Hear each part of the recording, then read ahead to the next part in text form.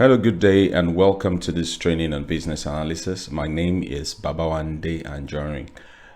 Today, we are going to be talking about the business analysis classification schema. And in this video, we are going to be looking at tasks and, of course, the business analysis classification schema, as I mentioned.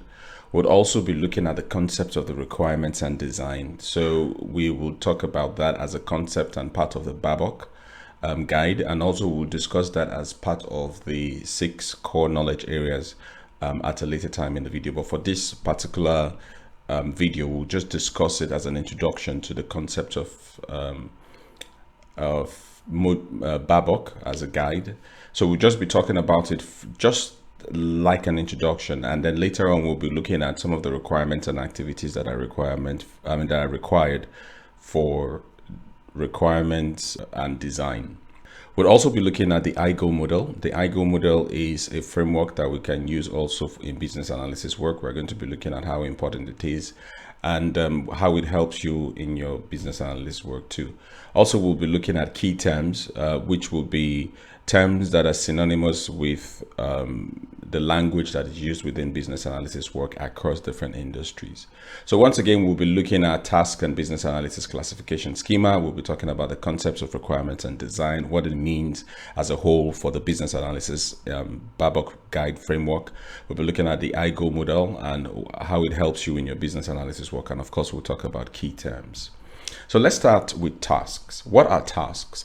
Tasks are very, very essential in business analysis. First of all, because this defines the specific activities or set of activities that are undertaken to achieve a particular objective within a project or initiative.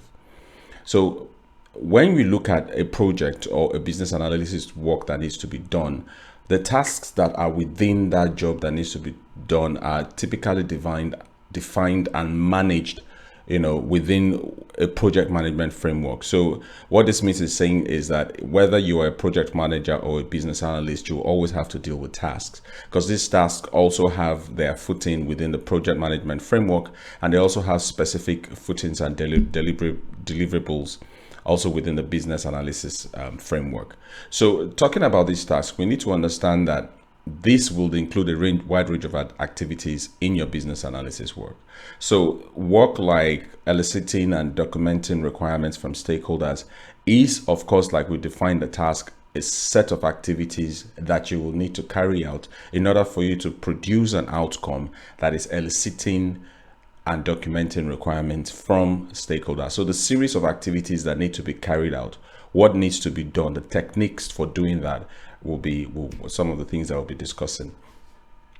Another example of a task in business analysis would be something like conducting research and analysis to understand the problem or opportunity being addressed. Remember when we talked about BACCM in our previous video, that is the business analysis core concept model. We made reference to the 6 elements that constitute the core concept of the BACCM model. And one of those elements is needs. And we know that needs usually would be a series of actions or activities or solutions that will need to be effected for those identified problems or opportunities to be addressed. So as a business analyst, some of the things you would do, for example, in the case of just identifying a need, might be to conduct research and analysis to understand the problem, first of all, in the first place. Or if you've been told that there's an opportunity that needs to be taken advantage of, you need to know how to conduct a research analysis, to be able to understand that opportunity or look at the problem and get a holistic understanding of it. So this is what task means. It's just describing this series of activities, for you to be able to do some of this business analysis work. For example, creating process flow diagrams to help organizations creating process and data flow diagrams to help visualize and understand business operations. Another example is facilitating workshops or meetings with stakeholders to gather information or reach consensus on a decision. Another example again is developing business cases or project charters to define the scope, objective, and requirements of a project. So there are quite a number of examples, here that specify and speak to the work or the various activities that a business analyst must perform in order for them to be able to get to a specific output. Now, these activities are what we refer to as the tasks. So when you have business analysis work, the range of activities that will be required to produce that work, like in these examples we've looked at.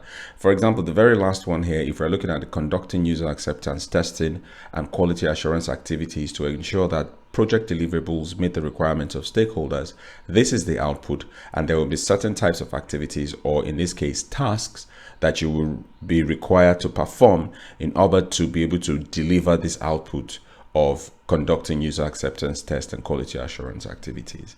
So generally, tasks can be divided also into smaller subtasks and assigned to different team members or stakeholders. So sometimes when you see maybe a business analysis work like the ones I've just shown you previously, like I said in the definition of task, it might be a singular activity or it might be a series of activities.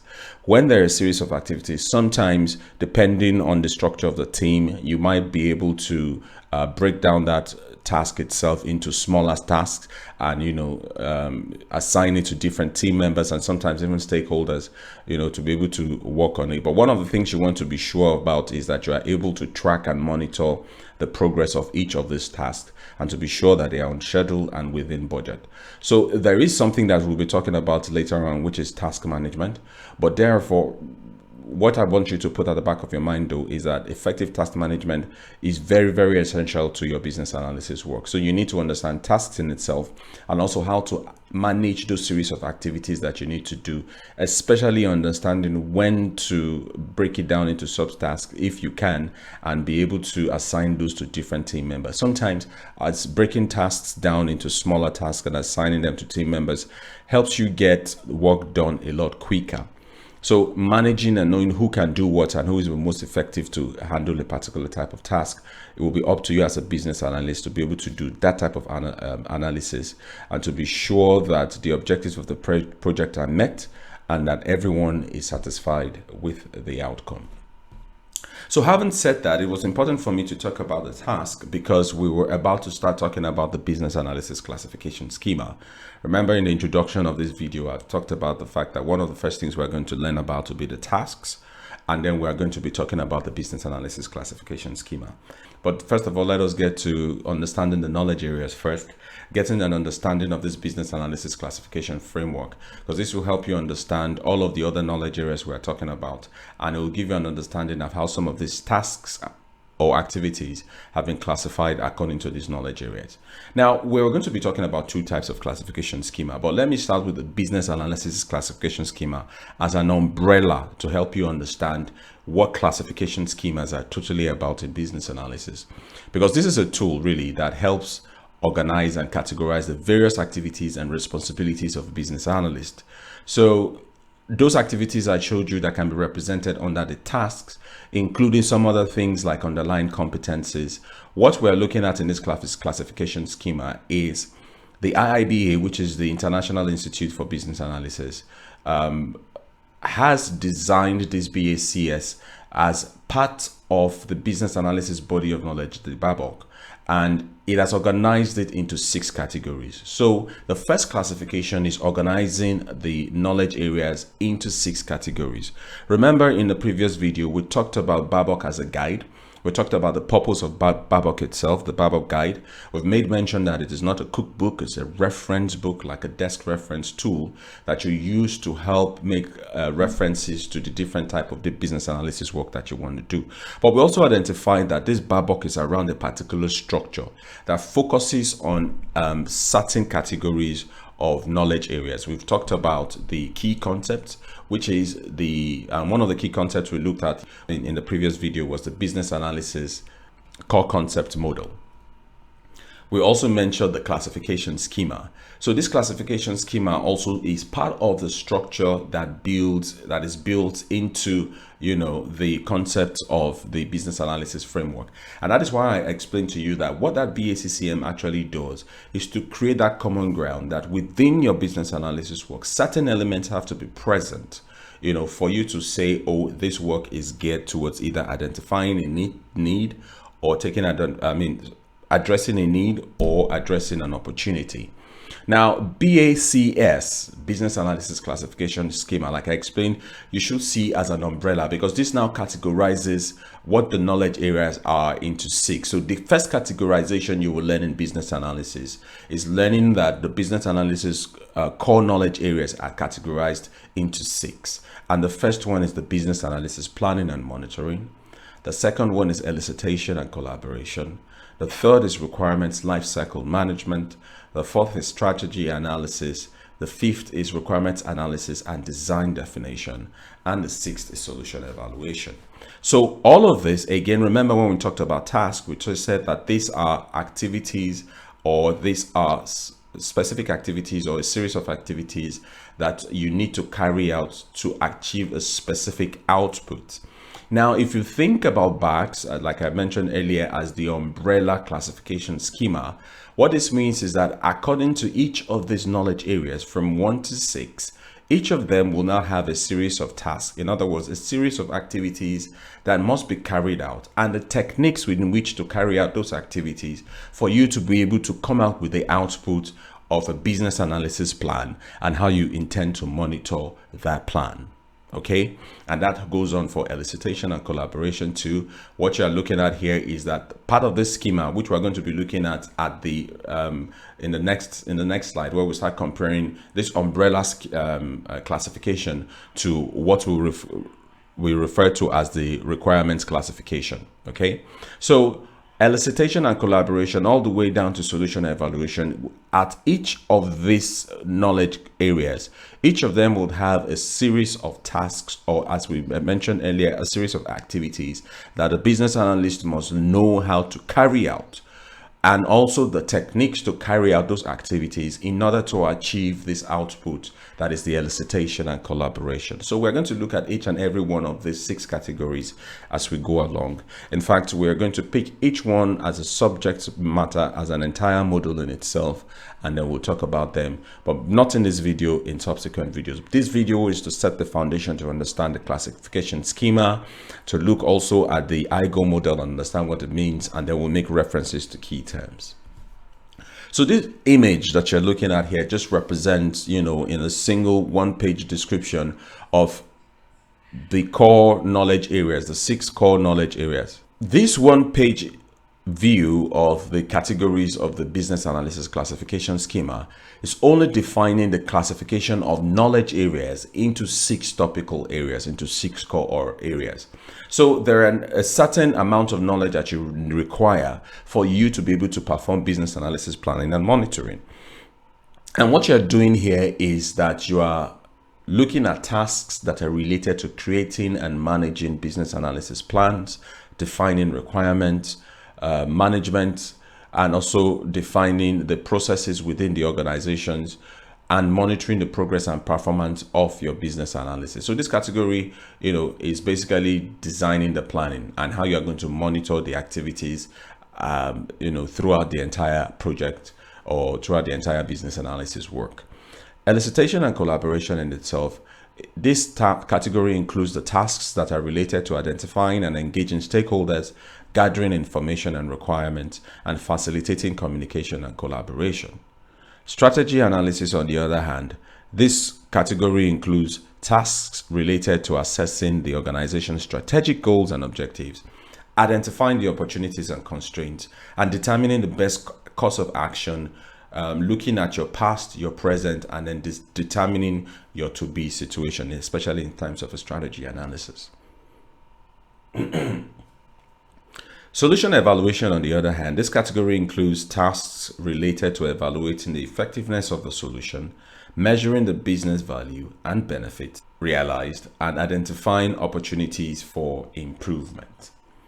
Requirements lifecycle management. This category includes tasks related to managing requirements throughout their lifecycle, from identification and analysis to prioritization, validation, and acceptance. The requirements analysis and design definition. This category includes tasks that are related to analyzing requirements, identifying solution options, and defining the design of the proposed solution. So all the 6 core categories of the business analysis knowledge areas are actually being categorized according to a classification schema. So when you see this core knowledge and you hear, oh, the business analysis core knowledge, just know that this is the first classification schema that you'll come across. But that is just the BACS, because what it does is that it breaks down each of these knowledge areas into underlying tasks, which describe specific activities that a business analyst must perform and to achieve goals that are for that particular knowledge area. Like I explained earlier on, if the goal is to do planning and monitoring, then you need to understand the tasks that underline that specific business analysis activity and all the work that needs to be done in that regard. So what this classification does is to organize all of them in a coherent framework so that your approach to business analysis can be very structured. So when I'm thinking of planning and monitoring, I know where to go to the Backbook guide, and I know what kind of information or task that I'll be looking for in terms of activities and techniques that I need to use to be able to achieve my planning and monitoring goals. Okay, so this part of Backbook, because remember we started the initial video, our previous video, we started with understanding the Backbook guide, and we're breaking down some of these key concepts of the Backbook guide into this classification schema. Now, understanding BACs will also mean that we need to understand BACs. So there are 2 types of them, the BACS and the BARCS. The BARCS stands for the Business Analysis Requirements Classification Schema, and we're going to talk about that. So we've identified that BACS is a framework that provides a standardized approach for classifying business analysis work across different domains and industries, which means that regardless of your domain and industry, you will understand these knowledge areas that are the 6 core knowledge areas, for business analysis. But above that, this framework provides a common language for discussing and documenting business analysis activity. Then BACS as a framework in itself consists of a set of categories and subcategories that are used to organize and classify business analysis work. So when we start monitoring, when we look at the business analysis planning and monitoring itself as a core concept, as a core knowledge area, we begin to see subcategories within this knowledge category. And of course, we'll look at some of the tasks and underlying activities that need to be carried out for us to be able to meet each of these core knowledge areas. And that gives us the overall understanding, of the classification schema according to those knowledge areas. But BARC, on the other hand, stands for the Business Analysis Requirements Classification Schema. BARC is a framework that provides a standardized approach for classifying business analysis requirements. So remember, while one is classifying business analysis work, this other is classifying business analysis requirements. So more or less, the BARCS is born out of the BACS, more so to speak.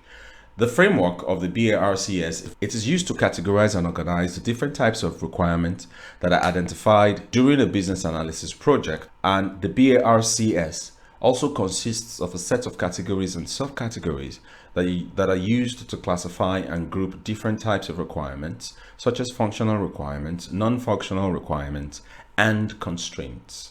All right, so we are going to break this down further, but basically what I'd like you to understand here is that while the business analysis requirement classification schema, BARCS, is the more common classification schema that you'd hear most people talk about, it is important for you to understand the umbrella BACS, which is the business analysis classification schema, as an umbrella classification categorizing the core knowledge areas from which requirements for certain activities within those core knowledge areas will also be identified. And that is where the BARC, the requirements classification schema, comes into play.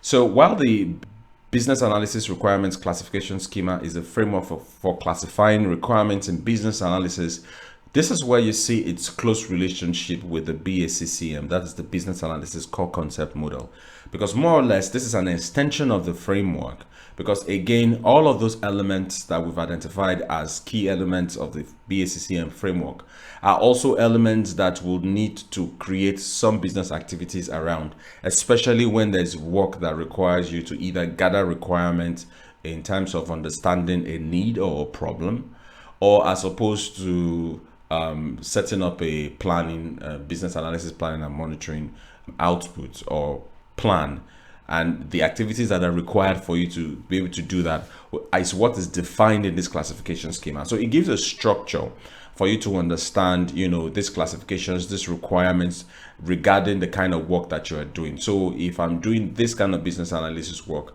what do I need to do in terms of gathering requirements for a change in initiative, as opposed to what kind of requirements will I gather for understanding a need in the first place. So let's use examples. Let's say a business analyst is working on a project to develop a new mobile banking app. If we're looking at just understanding the BACS, which is just the business analysis classification schema, which is the umbrella schema or classification schema as a whole, the BACS categories and subcategories might include things like strategy and planning, because remember, I want to build a mobile app. So I have to first of all look at classifying the steps I need to take, categorizing them. So in the BACS classification schema, first of all, it is classifying the business analysis work, like we said. So what work will need to be done to create a new mobile banking app? We have to have a strategy, right? What kind of banking app are we doing? Is it going to be an app that is only going to work for Android phones? Is it going to work for iOS? And when we create the app, what strategy is it doing? Is it supposed to give us easy access to our customers, or our customers have easy access to our products and services? And if you do that, how do you plan to initiate creating a new mobile banking app? So those are the business analysis work that you will consider, and you have to classify them. You have to, of course, conduct some kind of requirements elicitation to understand what you need to create that business analysis. To create the mobile banking app. You will also need to do some form of stakeholder analysis to be sure of who and who will be involved in the values output of creating a mobile app, and of course in the entire work of creating a mobile app. You might also want to think about things like the business process analysis to understand how would the app work. What happens first from the moment the customer logs in, and you draw a process map to be able to understand what the process will be and how that customer and that product can relate with the wider organization. Of course, you have to do some also form of data analysis as part of your business analysis work. So generally what this does for us is to just understand that, look, when we talk about BACS as a classification schema, this is generally just the framework you use to classify the business analysis work that needs to be done. But you see, when we talk about the BARCS, which is the Business Analysis Requirements Classification Schema, what this does is that within the elicitation category of the BACS, for example, when you start requirements elicitation, this BARC provides the framework for you to identify the different types of requirements that you will need for you to get your mobile banking app up and running. For example, you might use the functional requirements subcategory to classify requirements related to app features like account balance checking, money transfers, and bill payments. Right now, you are looking at requirements classification. Now you understand the two. I hope this helps you see, immediately the differences between the two classification schemas. Another example might be they might use the non-functional requirements subcategory of the BARCS framework to classify requirements related to app performance, usability, and security. So we'll continue to have this conversation, about these classification schemas. But as we go along, we'll talk a little bit more about the requirements classification schema, and of course, we'll now start taking each of these core knowledge areas, one after the other as singular modules themselves in separate videos. So in summary, a BACS framework, the Business Analysis Classification Schema framework, provides a way to categorize and organize different types of business analysis work, while the BARCS, the Business Analysis Requirements Classification Schema framework, provides a way to categorize and organize different types of requirements that are identified during a business analysis project. So this diagram here is breaking down the BARC, that is the business analysis, the requirements classification schema further down. The IIBA recognizes 4 types of requirements under the requirements classification schema, and that is the business requirement, a stakeholder requirement, solution requirement, and transition requirement. For each of them, for example, the business requirement simply speaks to high-level requirements that describe what the business needs to achieve. They are typically expressed in non-technical terms and are focused on business objectives and goals. The stakeholder requirements are requirements that are gathered from stakeholders, and they describe what they need or want from the solution that is being developed. In other words, it's describing, this is where you gather requirements from stakeholders that help you describe the needs or wants of the solution, of the stakeholders, in tandem with the expectations of the solution that is being developed. They are more specific than business requirements and can be expressed in technical and non-technical terms. Solution requirements, on the other hand, these requirements are used to design and build the solution. They are often expressed in technical terms and can include functional and non-functional requirements. Transition requirements, on the other hand, these requirements describe the steps needed to transition from the current state to the future state. They include things like training, data migration, and system integration.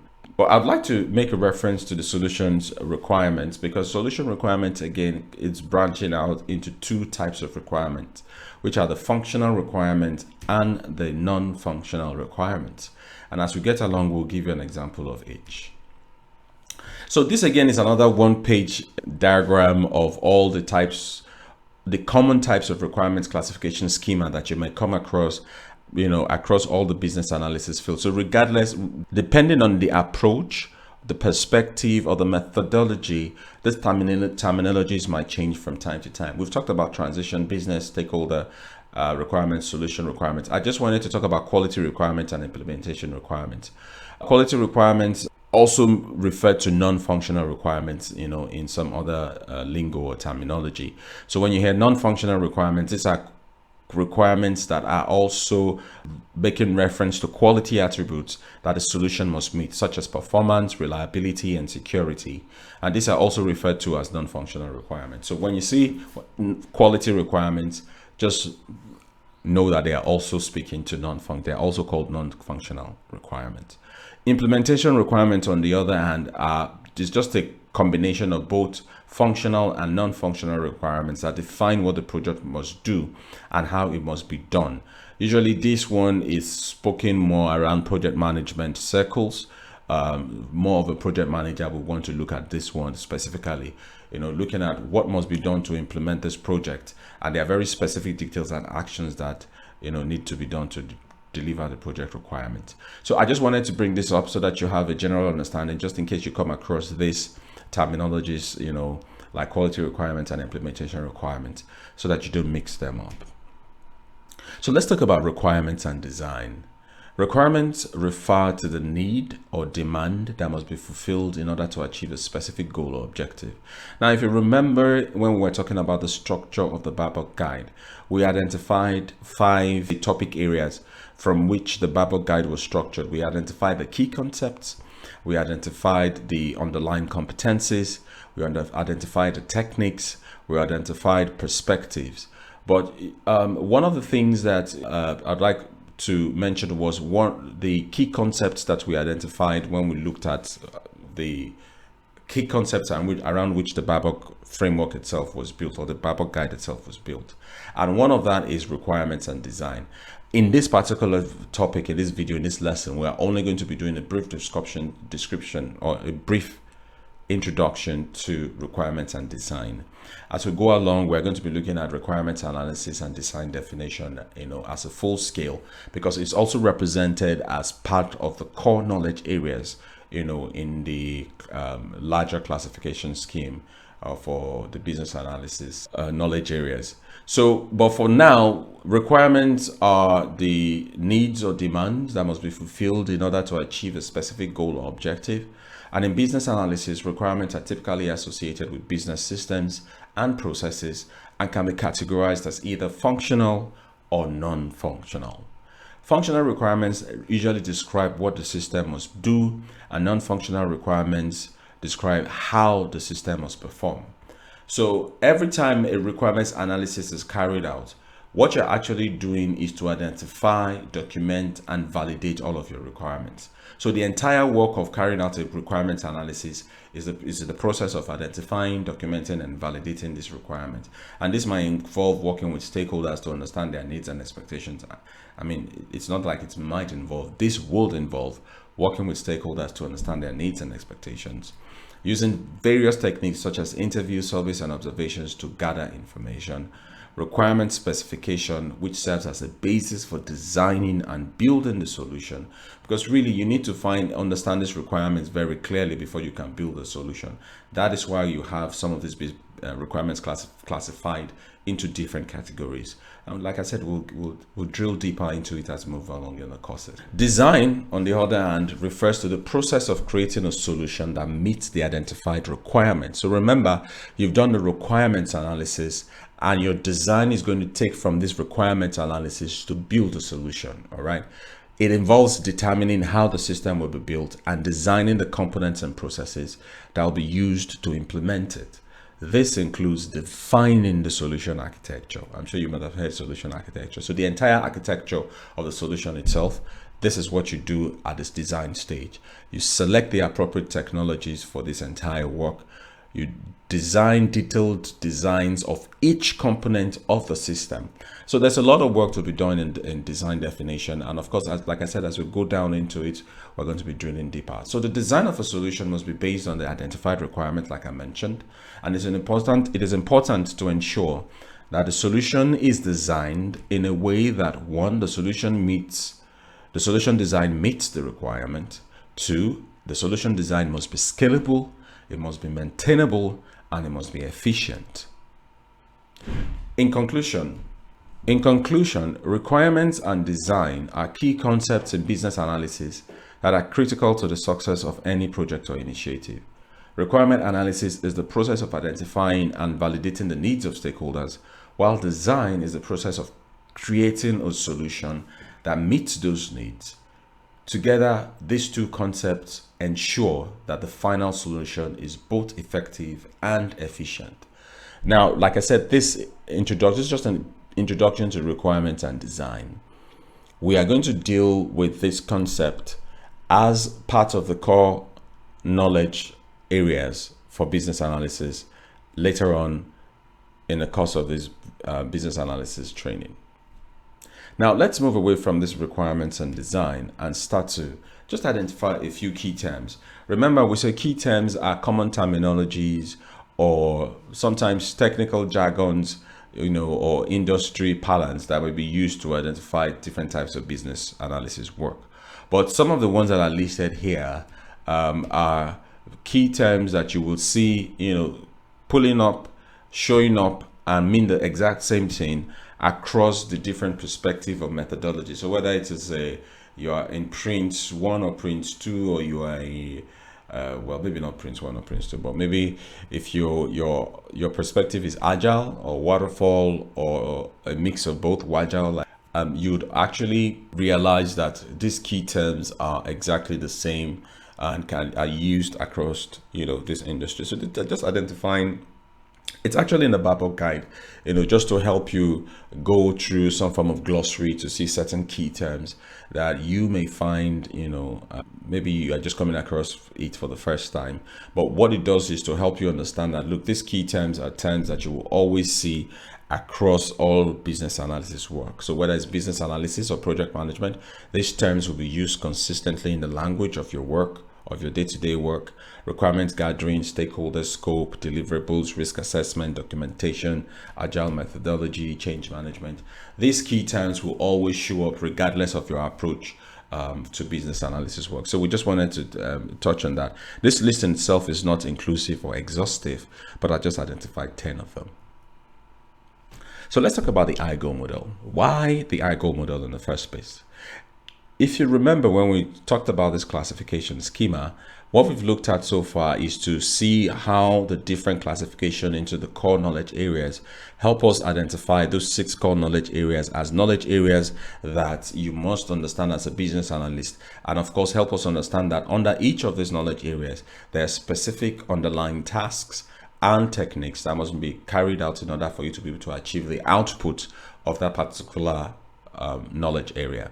What the IGO model is that it is a framework that is used to analyze and evaluate projects and initiatives, and it stands for inputs, guides, outputs, and enablers. So you want to evaluate and analyze your projects, right? And some of the quick ways that you can do it is you want to understand these 4 components. They can all be used across any stage at various stages within any business analysis process. Considering each component of the model, what it gives you is a comprehensive understanding of the project and its potential impact, because you will have to do a consideration or understand what inputs are, what the guides are, what the outputs are, and what are the enablers. Let's look at it. So we first need to understand each of these terms: inputs, outputs, guides, and enablers. Inputs refers to the resources, materials, and information that are necessary for the project or initiative to be successful. Inputs can include financial resources, human resources, technology, equipment, and data. In business analysis, understanding the input is critical to determining what is needed to start and complete a project. So all your human resource, financial resource, everything that goes into initiating or making that project work is your input. Your outputs, on the other hand, are the tangible or intangible results of all of your business analysis work that are produced at the end of your project or initiative. They are deliverables that the project team is responsible for producing. And this can include a product, this can be a service, they can be redefining a process. Again, this can be a change initiative, which in every case we say the change initiative is aimed at improving performance. In business analysis, outputs are used to measure the success of the project and to determine whether the goals have been achieved. Let's talk about guides. This element refers to the rules, the policies, and the standards that guide decision making and action. Guides can include industry regulation, company policies, ethical standards, etc. So when we're looking at the context of business analysis, guides may include those requirements, stakeholder needs, and other factors that can influence decision making, because this is what is going to guide you to be sure that the solution you are providing meets the needs and satisfies your stakeholders.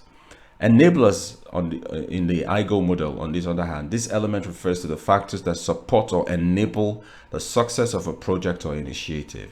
Enablers can include technology, infrastructure, training, and other resources that help to achieve project goals. In the context of business analysis, however, enablers may include technology platforms. Of course, in your business analysis work, if you use a tool like the Microsoft Project Planner, that might be an enabler. If you use Jira, that is an enabler. So, technology and tools could also act as enablers, that will help you progress on the business analysis work. So let's look at this diagram, which represents before we look at the diagram, I want to give you examples of all of these inputs, guides, outputs, using the example of the bakery business. So for inputs, for example, in the case of a bakery business, inputs could include ingredients, equipment, recipes, and skilled personnel. Additionally, customer feedback, sales data, market research will be important inputs in making decisions about menu offerings, pricing, and marketing strategies. Guides, on the other hand, in this example, in the case of the bakery business, guides could include regulations around food safety and hygiene, company policies on employee training and development, and ethical standards around sourcing ingredients from sustainable and ethical suppliers. Outputs, on the other hand, for example, in this same case of the bakery business, outputs could include a menu of baked goods. It could be marketing materials to let people know of our business. It could be sales reports, to let us know how our business is performing at the end of a specified period. Additionally, a user manual for new equipment or processes could be an output of a project focused on improving efficiency in the bakery. Enablers in this bakery example could also be new baking equipment, software for managing inventory and orders, and training programs for employees to improve their skills and knowledge. Additionally, partnerships with local suppliers and other businesses could be an enabler of the bakery success by providing access to high quality ingredients and additional marketing opportunities. So this is the image I wanted to show. This is the classic IGO image, and you will see on this extreme here where my cursor is, you see inputs to processes, so materials to be transformed, information to be processed, and states to be changed. So this gives you an idea of three categories of things you want to look at. For your inputs, you are looking at, okay, what are inputs to be processed, materials to be transformed, information to be processed, or states to be changed, right? Now, if we look across the four outer corners of this ego model, apart from these inputs, we've seen also here information that will be referenced by processes, methods, and rules that will guide the processing events, that is triggering and completion. Here we see outputs of process, materials transformed, information processed, states changed. Enablers, people assigned to processes, technologies used in processes, facilities that are used. And within the inner square, this is where you see those four elements that we talked about that stands for the IGO: the inputs, the outputs, the guides, and the enablers. So if you go back again to this outer shell, this outer square, you see that for inputs, this inputs means that everything that is an input needs to go through a process. All right, so you can either transform materials, you can look at information to be processed, you can understand the states that to be changed using data, using people, and put all of this information through, so that this process area where the process and activities are being analyzed takes into consideration all of these four elements, looking at what you've impacted, looking at the guides for this work, looking at the enablers, and then trying to understand the outputs for where we are trying to go to with the result of our business analysis work. So as we explained earlier, whether it is whatever the kind of inputs that you are seeing here, it is all of the elements that are involved in making this work. Inputs here, like for example, human resources can both be under inputs and can also cross into enablers, because they have those two roles to play, in these two roles. Human resources also, human beings would also play roles in the place of guides, especially where you have stakeholder information. After conducting a proper stakeholder analysis, you have a clear understanding of what they want, and this can guide you to determining the type of output that we are looking for. And once you understand that, your processing and your enablers also will be influenced by all of these factors. So the IGO model again is a framework that is just used to quickly give you a clear understanding of what needs to be done. Like when I say clear understanding, it's more like a high level view of the entirety of the processes of the entire business analysis work. So you can look at, okay, what needs to go into this job or this work I need to do, what are the inputs that I need to put in there. And this also helps you break down all of your analysis work, helping you in the planning of all the work that you require to do. So overall, the IGO model provides a framework for understanding the key elements that contribute to the success of a project or initiative by considering the inputs, the guides, the outputs, and enablers of a project. Business analysts can develop effective strategies and plans that drive results and deliver value to stakeholders. So we'll call it a day for this video. I hope I've been able to explain and teach you on the concepts of some of our subject areas, for example, on the tasks and understanding our classifications, the business analysis classification schema. I also hope that you were able to understand the concept we discussed, around the BACS, the business analysis classification schema, and the business analysis requirements classification schema, to help you understand which schema works for classifying the business analysis work and which schema works for classifying the requirements analysis work that needs to be done within this work, within the business analysis role. I also hope that I was able to give you a basic understanding of the IABA's identified types of requirements, 4 of them, which are the business requirements, stakeholder requirements, and transition requirements, and of course solution requirements. We also talked about the IGO model, which was a framework that helps us get an overall view of the project initiative, like a bird's eye view of the project initiatives that helps you start to think about the planning in terms of understanding what goes into it, what you're expecting to come out of it, and making reference to the guides, and of course the enablers, within the business, that help you achieve your business analysis work. In our next video, we'll be looking at the first of the 6 knowledge areas, which is the business analysis, planning, and monitoring. Thank you for your time. I'll see you in the next video.